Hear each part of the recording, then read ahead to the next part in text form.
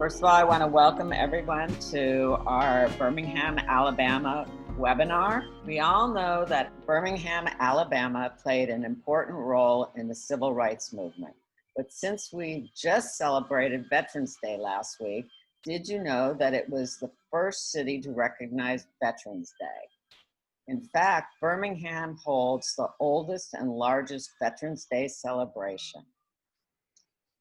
For those of us into terroir or are knowledgeable on soils, Birmingham is the only place where all the ingredients for producing iron exist together. The composition is coal, iron ore, and limestone. Today, we are visiting Birmingham for its food and get to know the city as the dinner table of the South.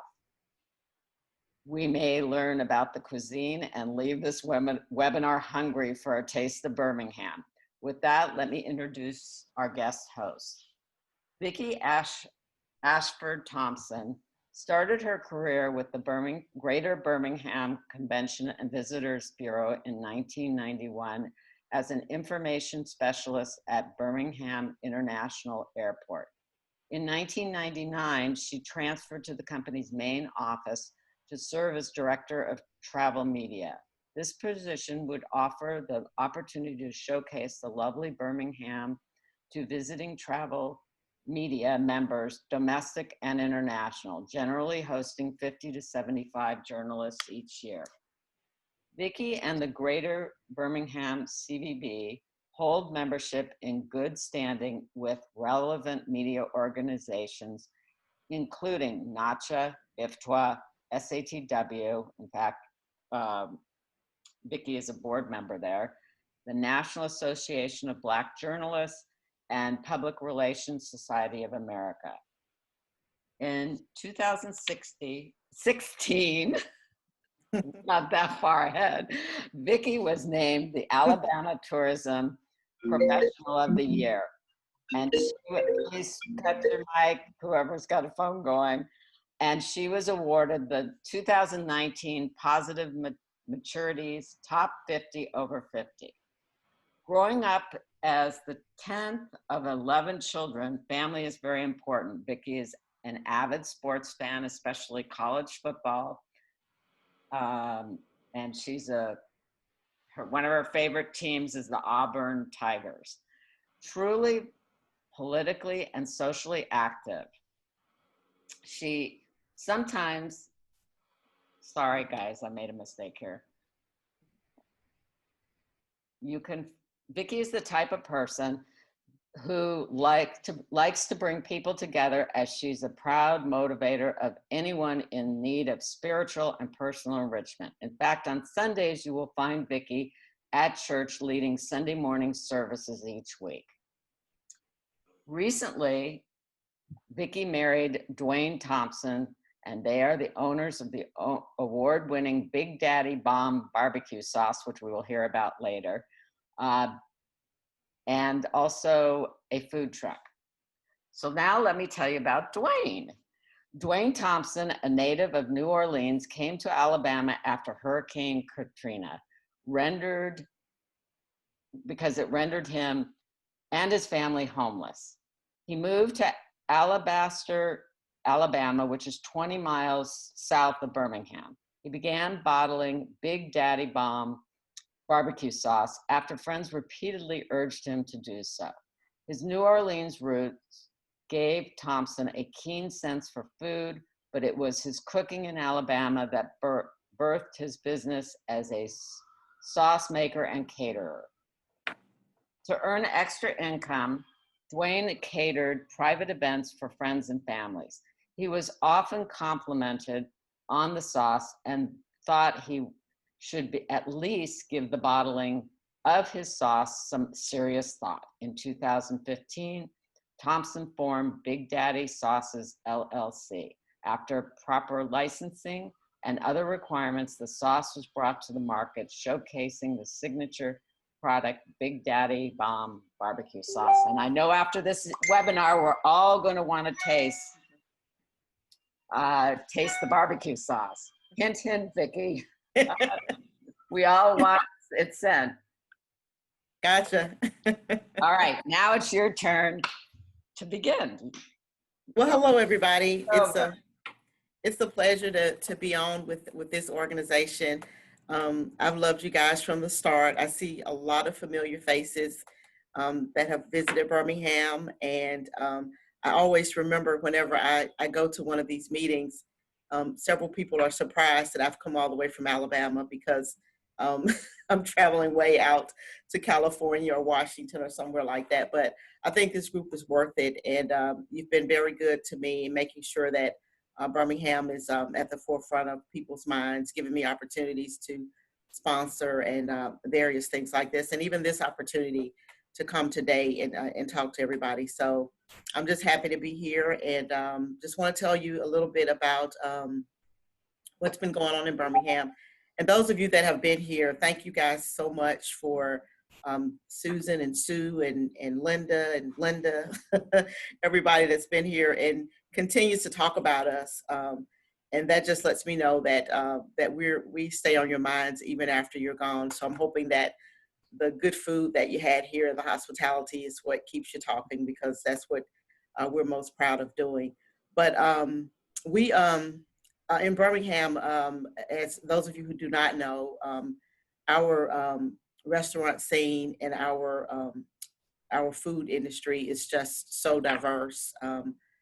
We have various types of restaurants, going from meat and three, as we call it here in the South. That's some meat and three vegetables. That's some people call that soul food.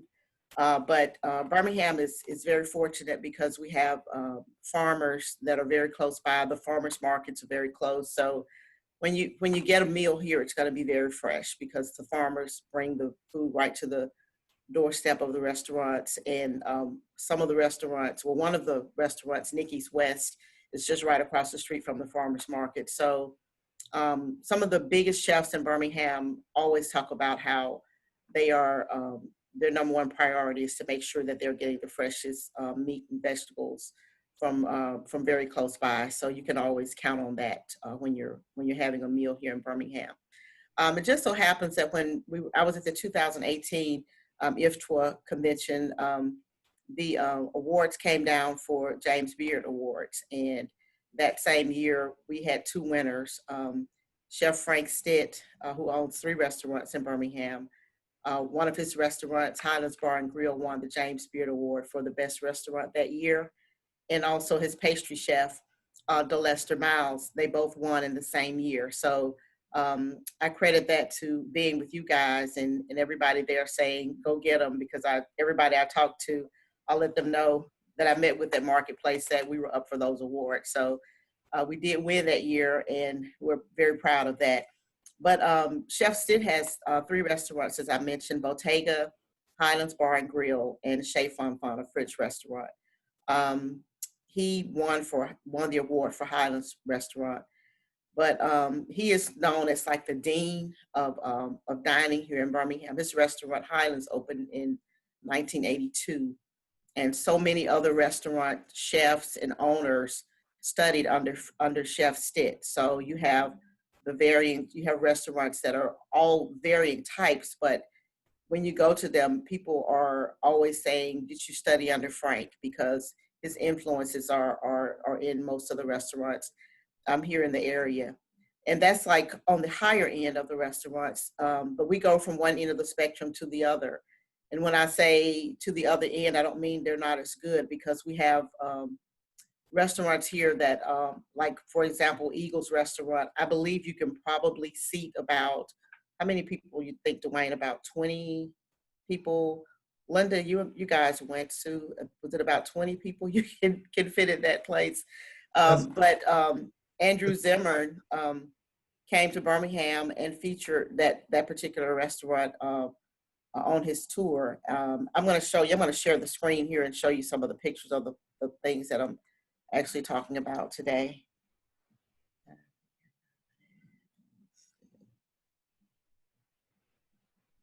Well, I think I lost it for good now. Had it.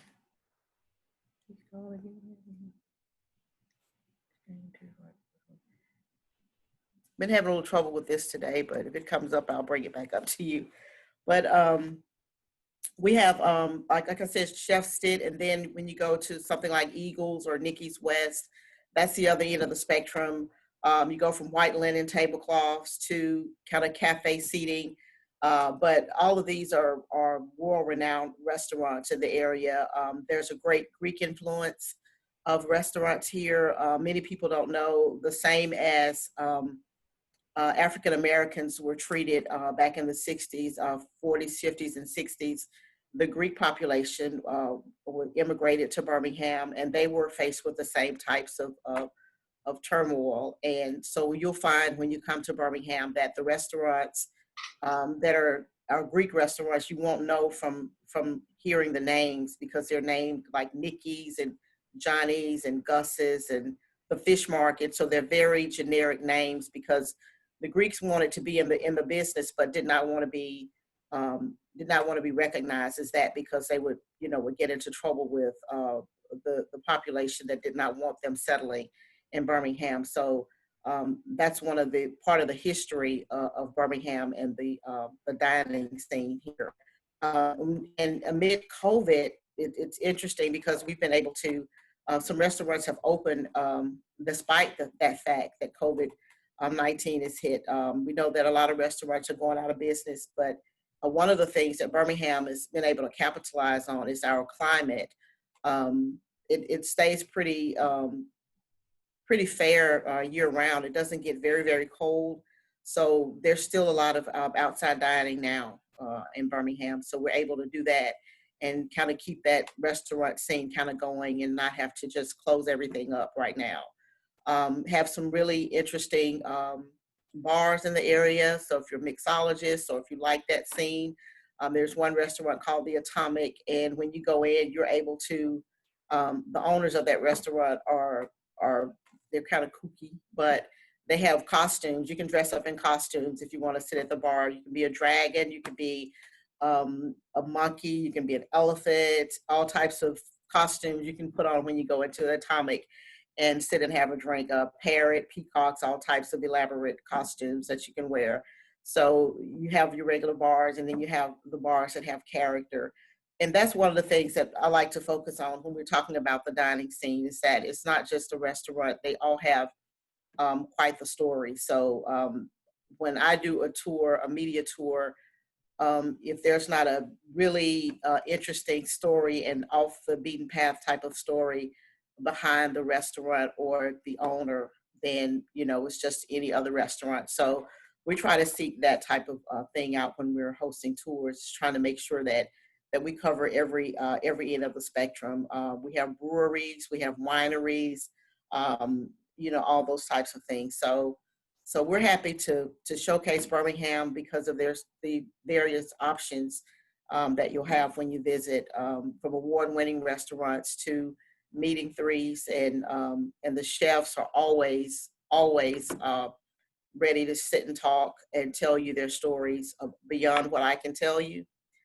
They're ready to sit down and talk to you about their stories, how they came into being, how they all work together. Because here in Birmingham, everybody is trying to push each other to stay open, just helping each other out to make sure that everybody's head is above water. So that's that Southern hospitality that we're really proud of here, is that everybody is trying to help each other out. So we're very proud of that. And another thing I wanted to mention while we're talking about coping with COVID, I think that was one of the things that was asked when we did this webinar, if we could just kind of talk about that a little bit. And one of the things that emerged during that time, and Dwayne can talk to a little bit more about that. A few years ago, when it seemed like everybody was, every state and city except Birmingham, Alabama, was getting into having food trucks, it wasn't well received here. And I think it was just they didn't understand how it would work. Some of the brick and mortar restaurants, I think they felt threatened by this new phenomenon that was happening. And so they weren't well received. But this year, within the last few years, but this year, especially with COVID-19 hitting, the food truck industry just kind of took off, and it seems everybody wants to have a food truck in their area. So Dwayne had just started his food truck at the time, and at perfect timing, it came through, and he's been very busy this year.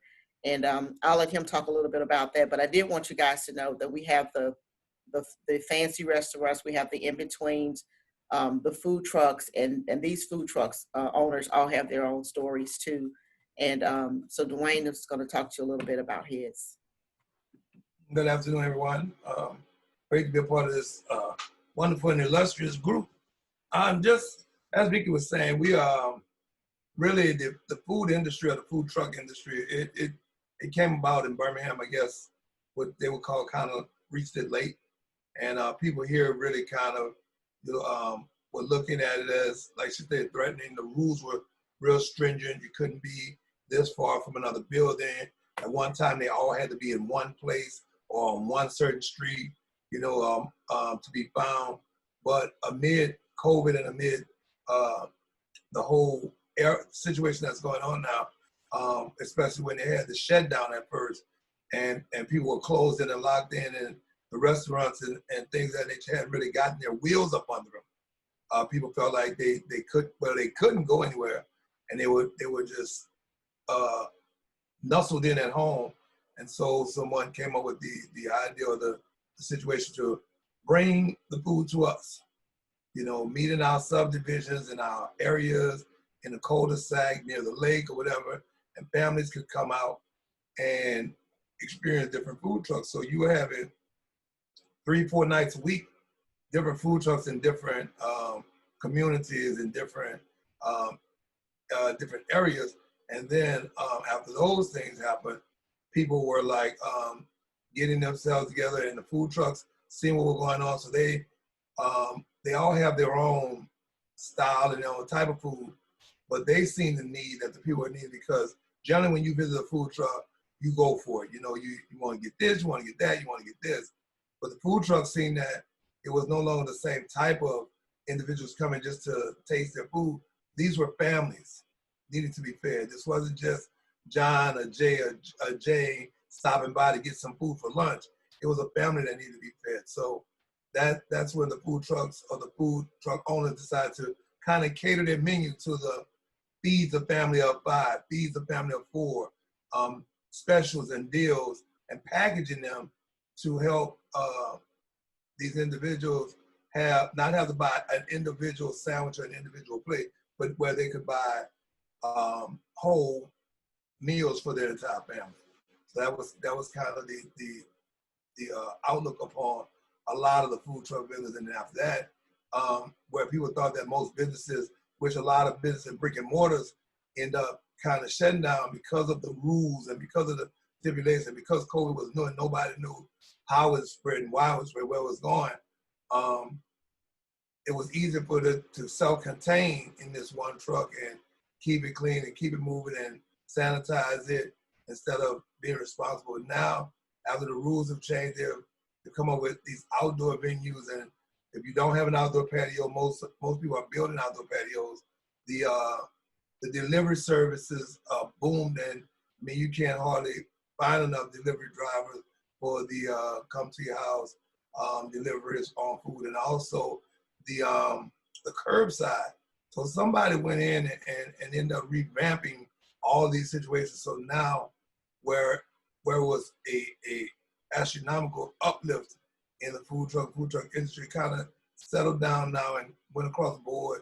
A lot of them have gained new fans and new people, new followers, but it's more or less that they're doing more than individual neighborhoods. They're doing food truck parks and food truck gatherings, or having spaces where they're renting and formulating a food truck, kind of like I was just a part of one a week ago, Food Truck Fridays, and they'll put 10 or 12 food trucks in one place, and people can come and experience it and have something for the kids and for the family. So these are things that are going on amidst COVID, amidst trying to make sure everybody's safe. All the food trucks are practicing social distancing. There's signs on the side of, I have one on the side of mine, masks are required. There's there are removable 6-foot distancing markers that you can put down and pick up. They don't have to stay permanent. We We all try to provide hand sanitizers. Most of us have went to everything individually wrapped. One of the things that has helped me, I have a food truck, but I have a catering food truck, which is that a lot of food is not cooked right there. It's prepared in a restaurant, kept warm on there, so I can come to jobs or come to your business and feed your workers off of the truck, pre-packaged, but individually where they can still get it hot. A lot of times when you have pre-packaged lunches, the sandwiches is cold or the sandwiches are soggy, you know, and the things that are wrapped up fresh. But the way that my truck is set up, you choose your meat, you make your sandwich, and everything else is packaged. So you can still get a hot meal within the hour and everybody can eat one. So we've done a lot of visiting job sites and mills and plants to get those things done. And just wanted to mention, as we're talking about COVID, we, even before COVID hit, we had, and we often talk about how COVID-19 made people do things differently than they would have. So some of the chefs that I mentioned earlier have different types of restaurants. In one particular chef in particular, John Hall, who has a pizza restaurant called Post Office Pies. But John also does private dining. So John can do, his forte is pizza. He started making pizzas in New York City out of his basement. But then when he moved to Birmingham, partnered with one of his friends to get his restaurant open.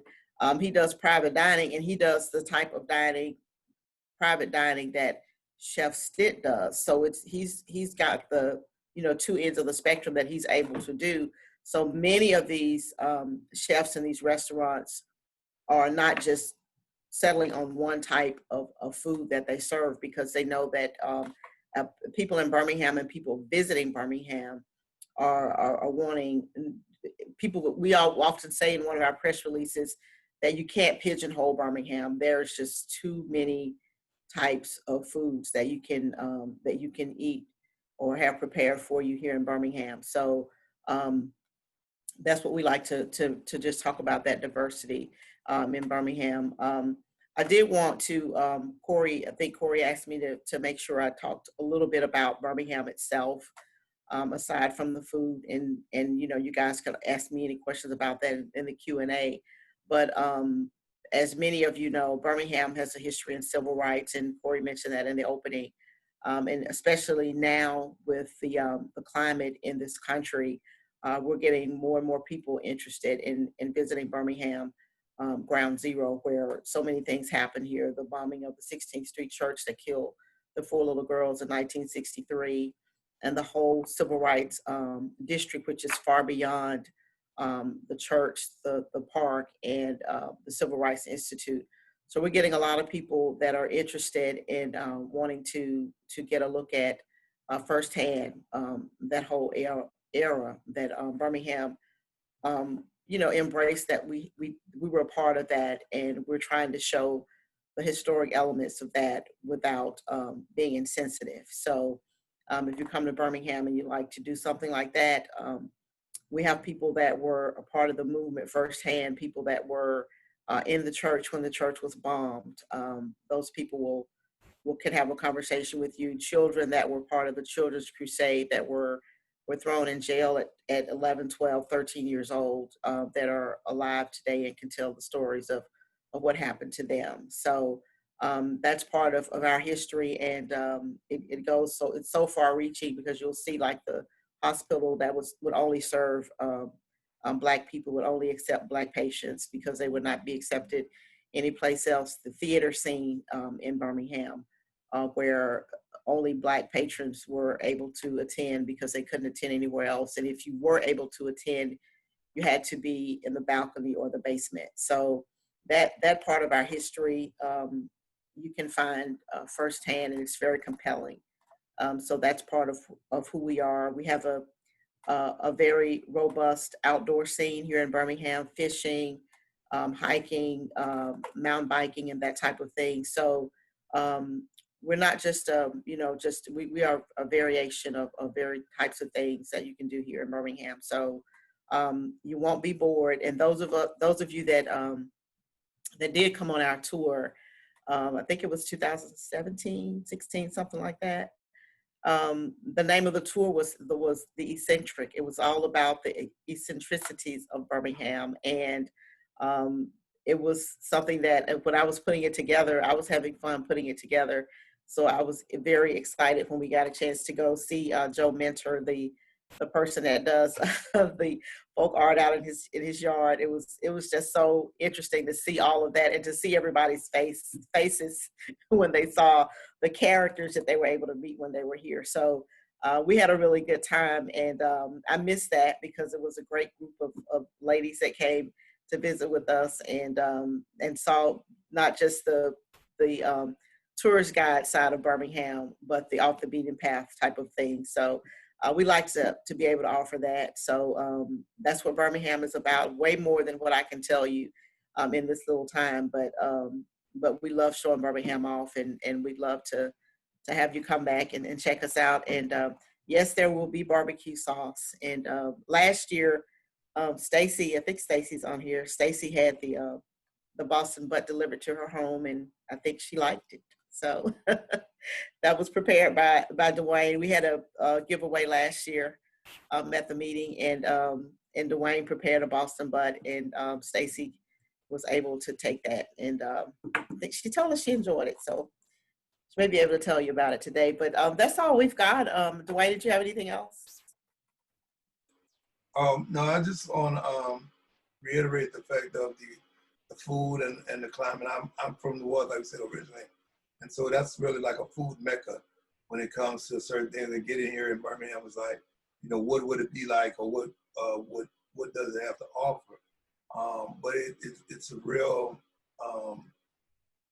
city that has many tastes and many taste buds and different things going on. So definitely, if you come to visit, they're known, and the South is known for its soul food, is known for its sweet tea, it's known for its barbecue, Southeast, but there's so much more to experience here on the food side. I'm kind of I'm not a food connoisseur. I just like good food, but I can get trapped in the zone because I'm a seafood guy. I mean, okay, what's on the menu? Seafood, you got me. So, but I have seen the array, the various foods that are offered here in Birmingham, and it's something for everyone. It's definitely something for everyone when it comes to the food. I've learned so much, not being from here, things that weren't taught in the textbook. I personally had the ability to sit with Dr. Reverend Shuttlesworth, and others from here. The first time in my life I seen an actual poll tax was from a gentleman here in Birmingham who still carries his poll tax in his wallet.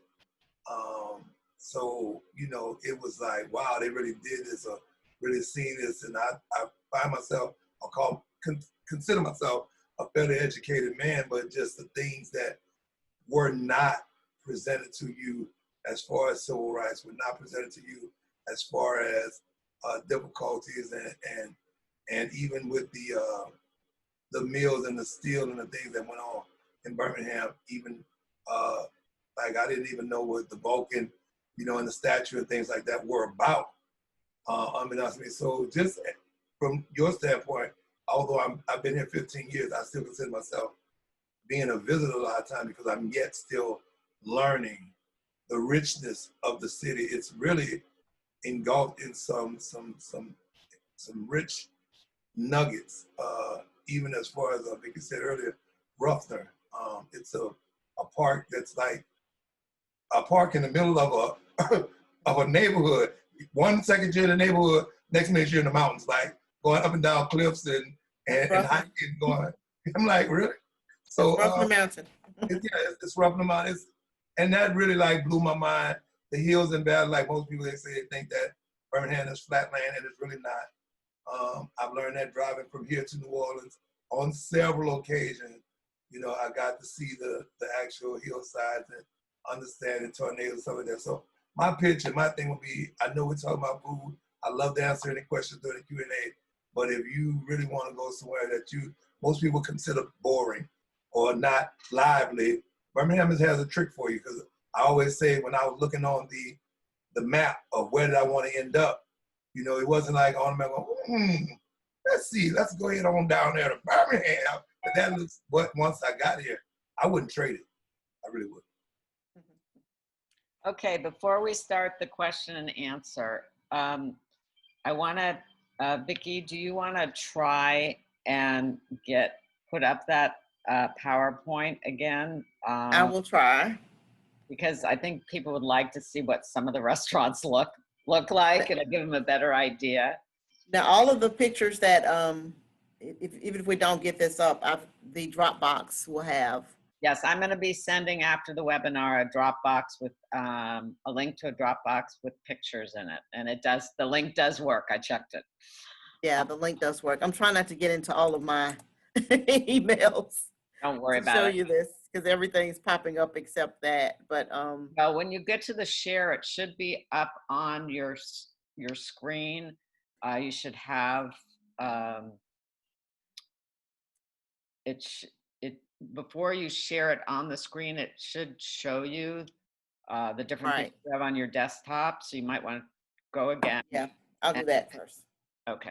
Sorry, everybody. That's okay. We had a little trouble with this from the start, so been trying to get it going. Before Scott starts with the questions, I'm going to ask Dwayne, how many different sauces do you make so that everybody can know about the different types of sauces?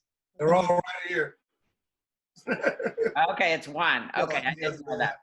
It is. It's one of my slogans is, you can't do one, you shouldn't do none. But we definitely have a lot more in the vault, but we're just trying to, and I'll explain why I said one. Somebody may have a question, but this actual sauce it says barbecue, but it's really a cooking sauce. So when it was formulated as not so much mesquite and overtaking and overpowering as most barbecue sauces do, but there was no real genre for cooking sauce. So I said, let me put on my gloves and jump into the fight with the big boys in the barbecue world. And 6 months later, of course, you walk into the grocery store, there's this lovely aisle that says what? Cooking sauce. But I was 2 feet deep in it by then, so I just, it's a real flavor enhancer. I'm glad you all gonna get a chance to experience it via the Birmingham Convention Bureau. And they're gonna send you some, you'll see what I'm talking about, because it's not only for your grill, but I actually cook with it. And I'll give you all my website where you can go see some of my recipes and things that I do with it. But I cook greens with it, cabbage, just an extensive array of stuff. People eat it with breakfast, they eat it with dinner. It's a dipping sauce, it's a spreader on top, and it's a cooking sauce. So I think you're gonna really love it. It says barbecue, but I dare you not to be scared of dropping it in just almost anything. It's a perfect blend of herbs and spices, makes everything taste great. So. Dwayne, would you put in the chat the link for people to get your either purchase or find out more about the sauce? Got it. Vicki, if you Yes. can you email me the PowerPoint, and then I can maybe bring it up on my screen, and then you can go through it. And that may be the way to get it. Okay, I'm looking forward to it. But while we're doing that, while Vicki's doing that, Scott, do you want to begin, and then I'll enter in and let everybody know when I've got the PowerPoint up and Sure. running. Yeah, we have quite a few questions. Obviously, there's several people that have been to Birmingham and give it rave reviews. And Valerie and Dwayne, you apparently made a really big, I'm sorry, Vicki and Dwayne, you made a big impression on a lot of people. Susan made a comment. She said, just so everyone knows, my son who lives in Memphis and is a barbecue guru absolutely loves Dwayne's barbecue sauce. Wow. Like even over in Memphis. So you got a lot of competition there. And then How about that? So let me go to the first question. There was a question about coronavirus, but I think you guys both covered that pretty well, unless there's anything you want to add. So let me go to the next question from Andy. Andy Harris wanted to know, are all of Chef Frank Stitt's restaurants open? Right now, his restaurants are not open fully. They are doing curbside, like so many other restaurants are doing. each one of them is doing that, but none of them have the dining rooms open completely at this point. And Frank has been adamant about, not spreading COVID. And each of his restaurants are actually set up for outdoor dining, and he could really do outdoor dining if he wanted to, but he is very concerned about his staff. He has a lot of the staff members that work at his restaurants have been with him since 1982, and he's concerned about their health.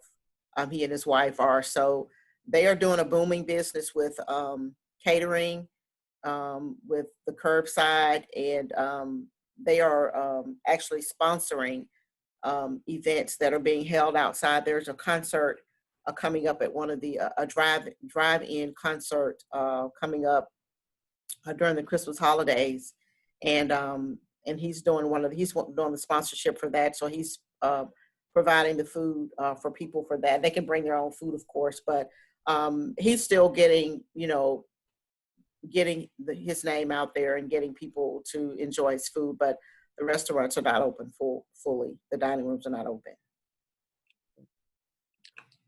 Chris, you want to take the next one? Yeah. Janie Pace is asking, what are the top 3 patio seating restaurants that are open right now in Birmingham? Patio seating. I'm going to just say the restaurants that are open for patio seating are not, as we call the Birmingham Originals. They are chain restaurants. So it's going to be a restaurant that you can go to just about anywhere. So, and we don't usually, when people visit, we take them to the original restaurant. So right now you might be able to, some of the hotels have rooftop bars and things like that. But as far as outdoor seating, the ones that, cause see, like I would have said, like if Chef Stitz restaurants were open, then they would be what I would consider. But restaurants like Ovenbird and Hot and Hot Fish Club that we went to when we had the tour here, they're not open right now. So I would say the ones that I know that are open are chain restaurants right now. Okay, see, Vicki and Dwayne, with this group, you were going to get some questions about wine. Corey wants to know, tell us about the wineries. How many wineries are there and what types of wines do they produce? You have, most of them are going to produce either muscadine wines or peach or something like that, because none of the wineries here do grapes as in other places. So you have one out in Harpersville. That's about about 30, 40 minutes from Birmingham. Ozanne, and we have I think it's about 5 in all, and they're all on the outskirts of Birmingham. They're not in Birmingham proper. So, but they all specialize in those types of wines, not your grape wine, but muscadines, peach, and others like that.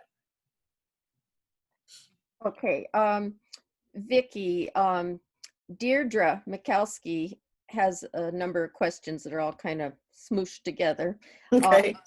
He wanted to know a little bit more about the term meat and 3, like what some of the 3 are. And then for Dwayne, she wants to know if we can order his barbecue sauce online. And then for both of you, everybody wants to know how the 2 of you met. You better hear my story as opposed to his. They're different. So Well, we got to hear both versions. I'll take the meat and 3 if you don't mind. The meat and 3, it's a relatively was walk through a sit-in dining, and what it does is it allows you to pick 1 meat and 3 sides. So it's generally a lot of restaurants that do the buffet style or the cafeteria walkthrough style usually are meat and 2. So meat and 2 vegetables at the plate. But when you hear the meat and 3, it kind of throws people into knowing that even if you get a smaller portion, you're going to kind of get full because you'll get 3. And it allows you to get 2 vegetables and a dessert. So that's where the kind of meat 3 came in at. But it'll get you a meat of your choice, 2 sides, and then you can get dessert, or you can get 3, vegetables of your choice. And What what it basically is letting you know that it's a place that has vegetables, not French fries or sides like that, but real vegetables like greens and peas and beans and all those types of things. So when you hear that, you know you're going to get real vegetables. And honestly, one of the barbecue places in Birmingham, Rib It Up. One of the things that makes it different from other barbecue restaurants that serve the barbecue, various types of barbecues, and then fries or coleslaw, things like that. They actually could be a meat in 3 because they have greens and they have macaroni and cheese and they have sweet potato casserole and they have candied yams. So that's what this barbecue place serves. So, but that's what you usually think about when it's meat in 3. You know that you're going to get vegetables at this place. Okay. And And what then was the other question? question is, can we order Dwayne's barbecue sauce online? Yes, you can. I put it in the comments, but the easiest way is www.bigdaddybomb.com, bigdaddybomb.com, and it sends you directly to my Amazon store. It's available on Amazon.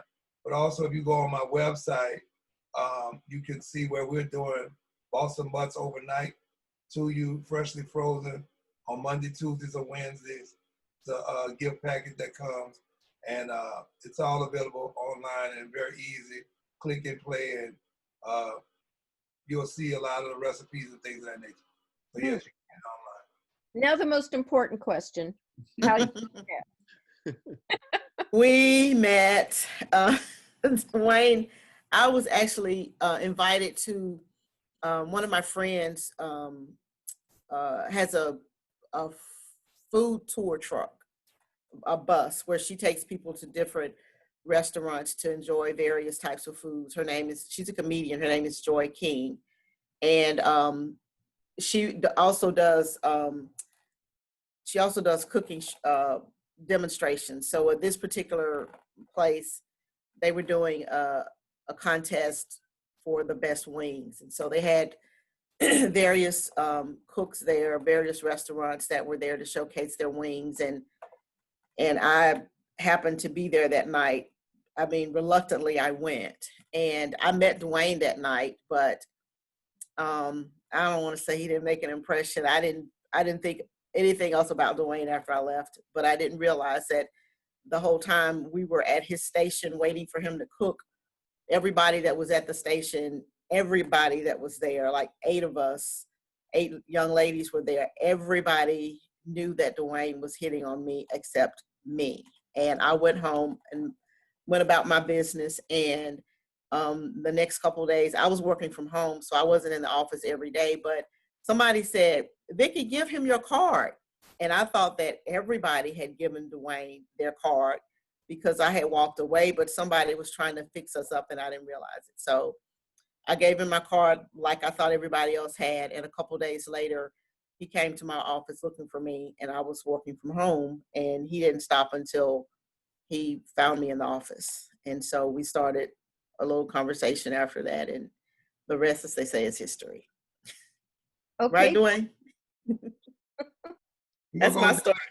So we're gonna That's it, Dwayne. That's it. That's it. So we don't have time for another version. Next I question. want to say one other fun fact about us, though, and that is that we were blessed to get married on television on Valentine's Day this year. So it turned all the way from one end of the spectrum to another one. Yes, Dwayne proposed to me last year around this time, around Thanksgiving, and we were planning on a December 5th wedding this year, but we won a contest and they wanted to pay for our wedding if we would marry on television on Valentine's Day. And so we said, okay. So we got married a few months early. Perfect. Okay, back to you, Scott. Great place to end. Okay, next question, back to food. Is soul food and Southern food the same? And is the meat and 3 thing, is it only a Birmingham thing, or more of a Southern thing? And then I've, one more question after that. I've learned, but Dwayne's the cook, I'm not. I've learned through my work that soul food is just that. It's cooking from the soul, even though it could be meat and vegetables in the same way. But our ancestors cooked food differently. The same, you can go to cook the same dish from a person that just looked at Epicurious and found the recipe for greens or cornbread, and they cook it up, and it's fine.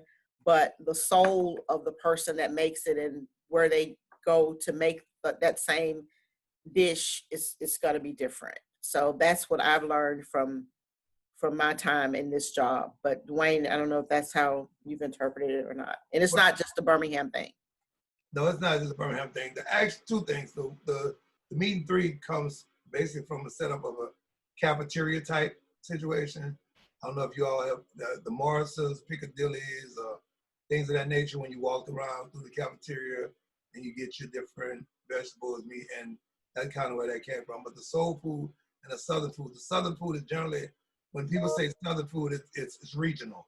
It's things you kind of are attracted to, only can find in the South, because if you travel, you know that there's this thing that you can get them, but really can't get them in LA, or can't really get them in New York or Chicago. So it tends to be geographical, because you can get shrimps in the Gulf or in the South, but you go to California, you can get them, but they're not as common and they're not as reasonable. So that's where you go get the Southern food. And then, like she said, the soul food comes from the enrichment of the cooking from within, or she said the cooking from the soul, but it's just the way, the love of food and food. So it's like, you can tell that a person has really put themselves into, and it's more or less another term before home cooking.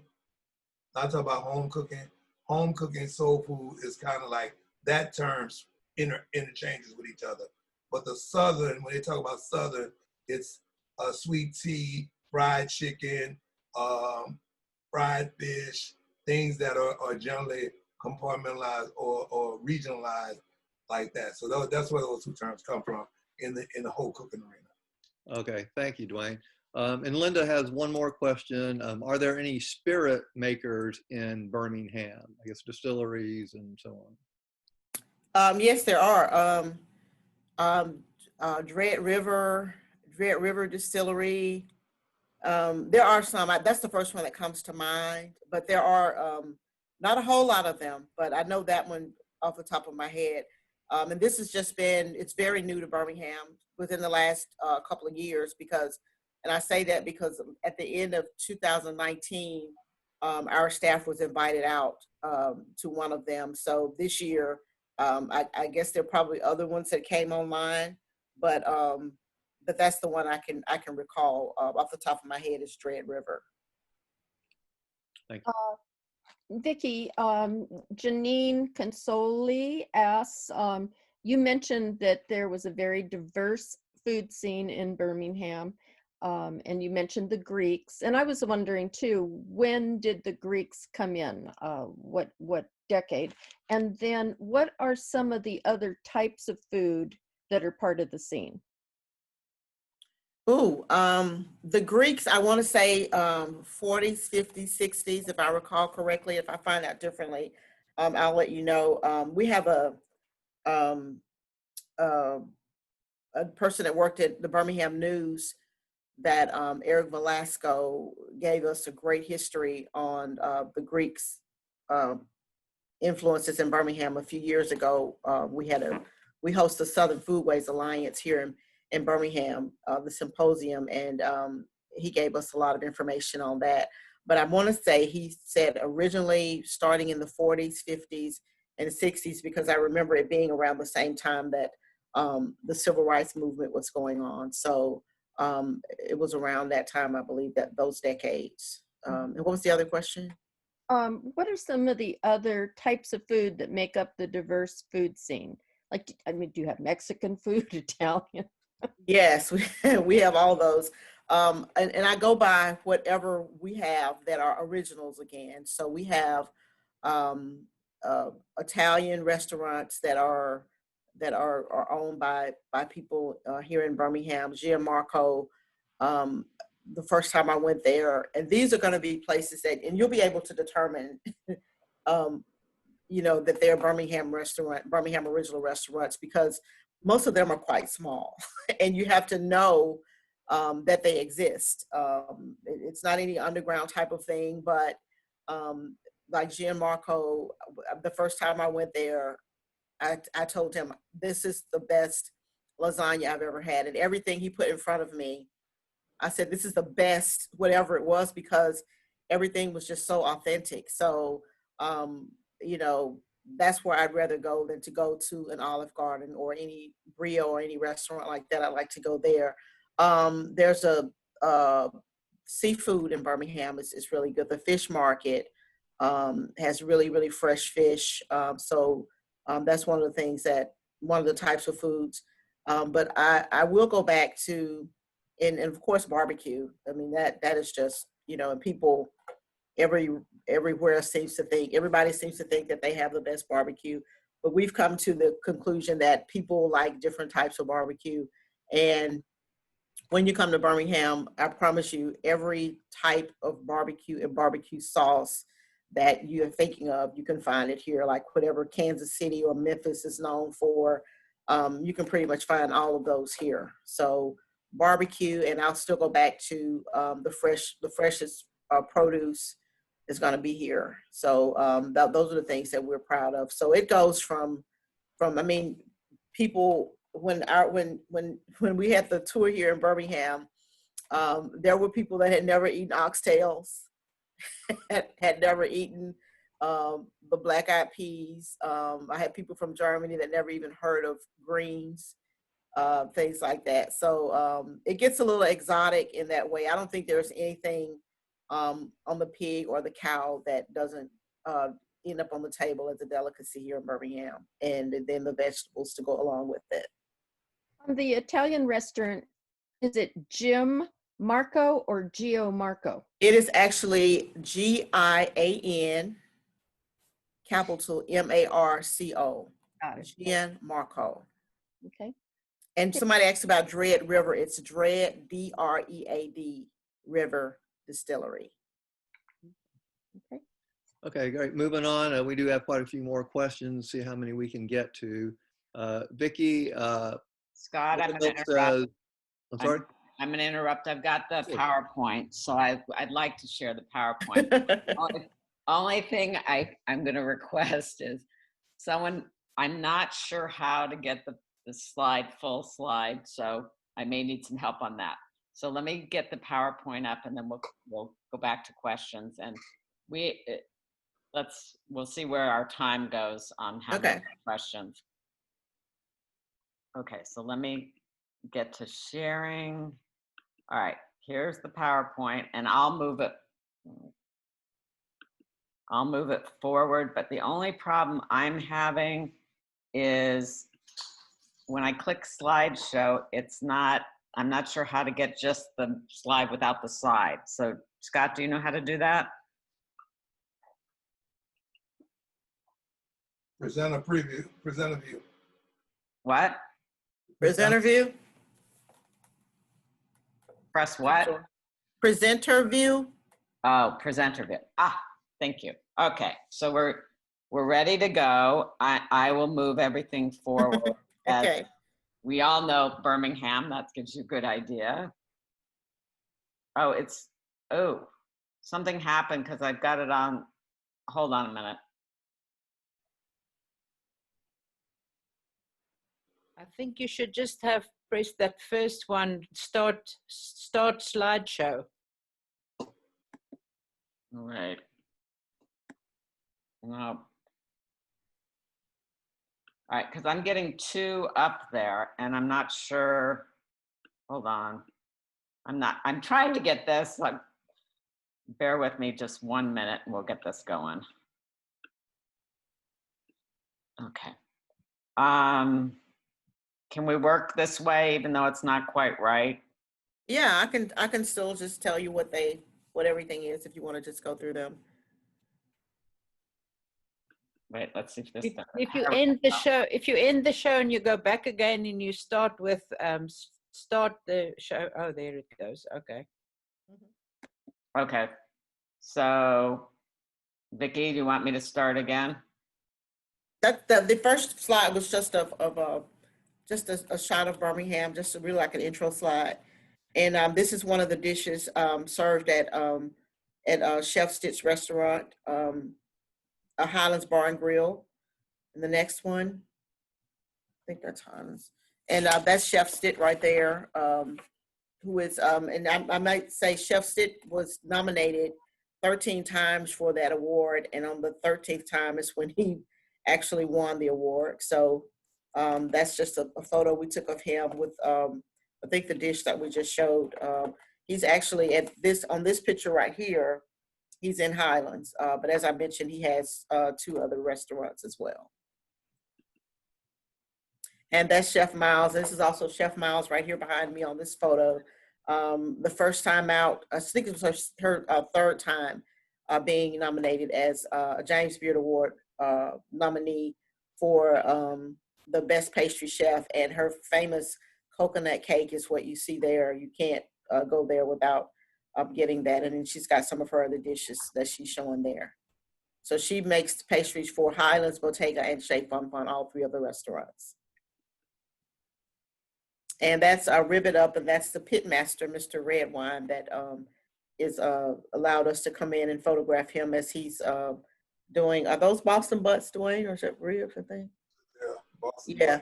So that restaurant is in the downtown area near the Civil Rights District. So it's kind of fun to go over there after you've done some civil rights, walking around with civil rights history. Then we kind of go over there. It's in the same area.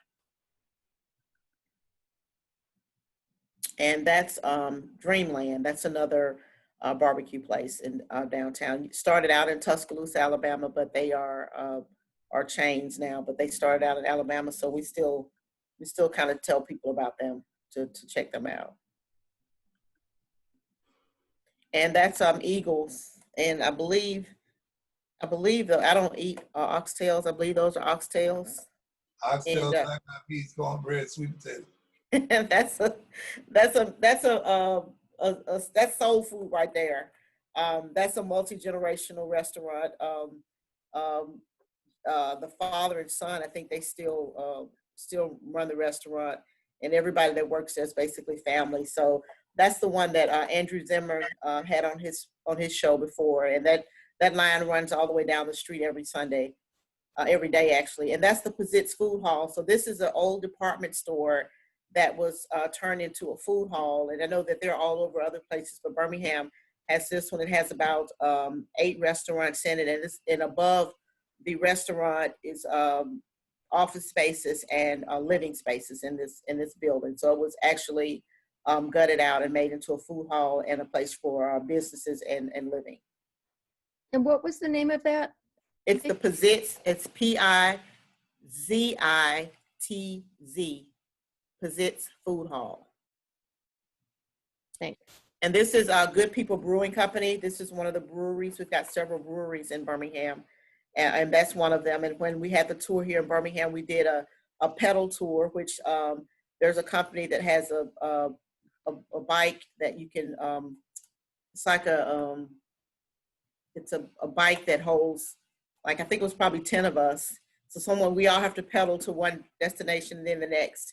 But it's a pedal tour, and you go to different breweries and have a drink and then get back on, and they drive you pedal to the next place. That was a lot of fun. And is that spelled G-U-D? I see the sign. Welcome to. It's Good People, as in G-O-O-D, Good People Brewery Company. And that's the Atomic, where I told you that you can wear the costumes, or you can pick up a costume and put on and come into this bar, and you can see all of the funky pictures on the wall of different people in their costumes. If you go in there, it's a real fun place. And that's the Essential. That's one of the newer restaurants downtown. It has outdoor seating always, as you can see, the patio seating. So that's one of the restaurants that's just opened up last year. It's called the Essential. And then that's inside of the Essential. They're just having a cocktail. And that's actually pork belly, a pork belly dish at Oven Bird, which I believe we went to Hot and Hot Fish Club, which is also owned by his Chris Hastings and his wife. But that's a pork belly dish that he serves on his menu. So you can see that you can do pork belly in this fashion, and then you can do other parts of the pig in other restaurants in the city. So that's one of Chris Hastings' signature dishes. And that's just another shot of Birmingham. That's Regents Field. That's downtown Birmingham. So those are I just wanted to show you the variety of restaurants that are in the city. And you can see there, we went from one end of the spectrum to the other. So that's just an idea of what we offer in the food scene here. And I'm assuming this is the last photo. That's it. That's it. And any of these photos and any other photos, if you had questions about anything, and we've got photos of everything. We have a professional photographer, but we also have really good iPhones, and we go out and take a lot of pictures on our own. So if there's any pictures you like, we'll be happy to send you a Dropbox full of photos. Okay, I'm gonna stop sharing, and Okay. you want to continue on? We've got about, being we started a few minutes late, we've got about 5 to 7 more minutes. Okay, great. Let me go to the next question. Linda Milk said, Vicki, can you tell everyone how Birmingham popped up out of a cornfield and why it became something other than agriculture? It's the Magic City, and it's not very old. Birmingham was formed in like 1871, and it did come out of nowhere. It was actually one of the cities during, I can't remember which war it was, but every part of Alabama was being burned, and there's a antebellum home just west of here that was there, and they realized that was going to be part of history. So Birmingham was saved because of that. And after people kind of went through Birmingham and came back through and saw that it was not dead, that it had actually rose out of the ashes, and they started calling Birmingham the Magic City after that. So it did seemingly come out of nowhere, but that's part of the reason that it wasn't, that the soldiers didn't take it over. They could have. Okay. Here's a quick question. Janie wants to know, what is the cookbook that's behind you? It's not a cookbook. It's actually a picture of Chef Miles, but Chef Stitt, this is the chef that the pastry chef that works for him. He has like 4 different cookbooks that he's published. One is about Italian food, one is about Southern food, and one is about just food in general. And we keep them here we have a gift shop. It's not open now, but we sell those out of our gift shop, and he's happy to sign them. So, but this is not a book cover. This is just Chef Miles, but Chef Stitt does have 4 books that he has out. Okay. Next question. There are actually 2 people, Linda and Noreen, both made similar comments. Linda said, the Black history of Birmingham makes the trip there so important. And Noreen added, she so agrees with Linda Milks. I just finished a story on Birmingham's role in the civil rights movement. That museum is unbelievable. Definitely a must do. You want to make a couple of comments about that? Yes. First, I'd like to see that article, if you wouldn't mind, Noreen. Yeah, as I mentioned before, we usually I always make it a point, and I did a webinar earlier this year for another organization. We are about telling the fuller stories here in Birmingham. So it's not going to be your run-of-the-mill tour when you come here, because we have so many people that are still around and that will give you a firsthand account of what happened in the 60s. So the museum, or we call it, it's the Civil Rights Institute, because it lends itself to various people going there to do research. There's a research area there where you can go in and do research on on the civil rights movement. Back in 2004, there was a foot soldiers reunion, and a lot of the foot soldiers, or people that were part of the movement, that's what they're called, were there was an area set up for them to give their oral history tent, so that they can tell their stories. And so you can sit in there and listen to the actual people that were part of the movement. Some of those people are no longer with us, so we were happy to be able to get their accounts of what happened and to put that on tape for them, for everybody to hear. And also, when you walk through Kelly Ingram Park, which is across the street from the Civil Rights Institute, your cell phone, you can use your cell phone to do a self-guided tour, and it'll lead you to every sculpture and every piece that's in the park to give you an understanding of what everything is. And the voices that are on this tour that you're listening to on your phone are also the people that were involved in the movement. So you don't have a narrator. You have a person that was part of the movement that's telling the story. Okay, thank you. Kind of along that same line, I had a question. Are there some special programs, or have there been marches or demonstrations today that reflect the current Black Lives Matter movement in Birmingham? Oh, yes.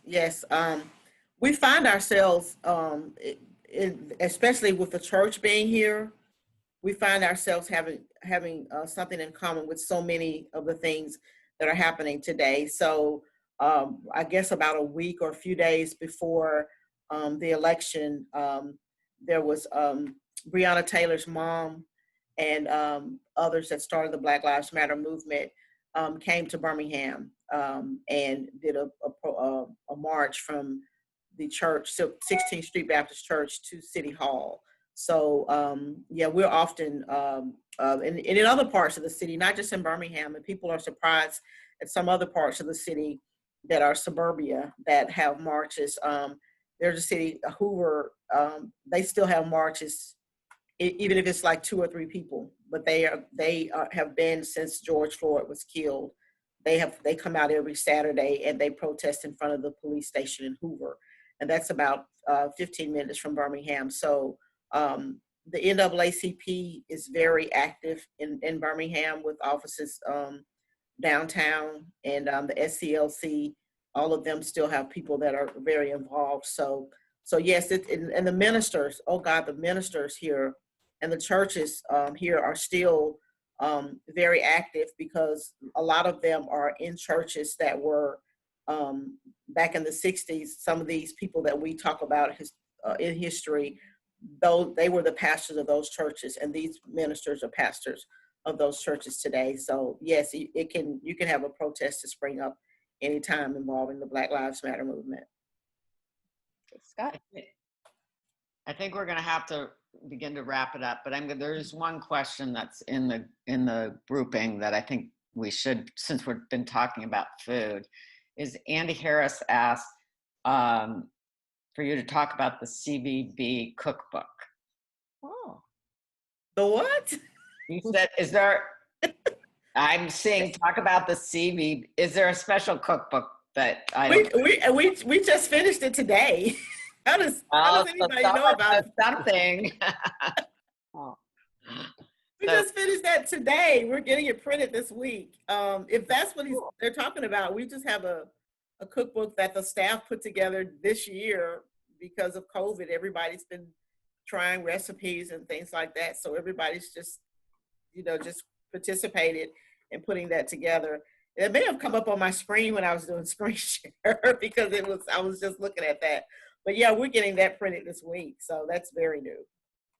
All right, and before we finish up, could you send me, so I can send to everybody with the Dropbox, your social media? Oh yeah. Tags and hashtags and the whole group, because that wasn't on the last slide. So I'd like to send that to everybody when I. But just so you know, they're all the same. It's all going to be in Birmingham. They're all the same. They are. So whether it's ad or hashtag, it's all in Birmingham. IE in Birmingham. That's easy. Yeah. Perfect. Anyway, I want to thank both Vicki and Dwayne for joining us. And I thought this was great. And I'm glad we got to finally see the pictures. Sorry about that. So I want to tell everybody what's upcoming. I'm gonna go through December and January. On December 2nd, we've got a professional development regarding your bio and a media kit. So I hope you'll join us for that. Diane Gobry is going to be our guest host. On the 16th, pretty sure it's the 16th, we're going to have the IFTWA annual meeting. I think that it'd be great we'd love everyone to attend. We have something special for January. I don't have the dates in front of me, so it's the 6th, and is it the 26th? Scott, you know the dates on that. 20. What? January 6th and January 20th. 20th, okay. And we're gonna have, on the 6th, we have San Antonio, right? Austin. Oops. Sorry. Visit Austin on They both begin. So, and then on the 20th, we're going to stick in January, we're going to be in Texas. So we're going to do a Texas wine, and it'll be from the Texas Hill Country. Yes, there's actually 4 wineries in the Texas Hill Country, and they're going to get back to me how many are going to be participating. So we'll have more information on that, but that should cover us through December and January. So with that, again, I want to thank Vicki and Dwayne, and thank you all for participating.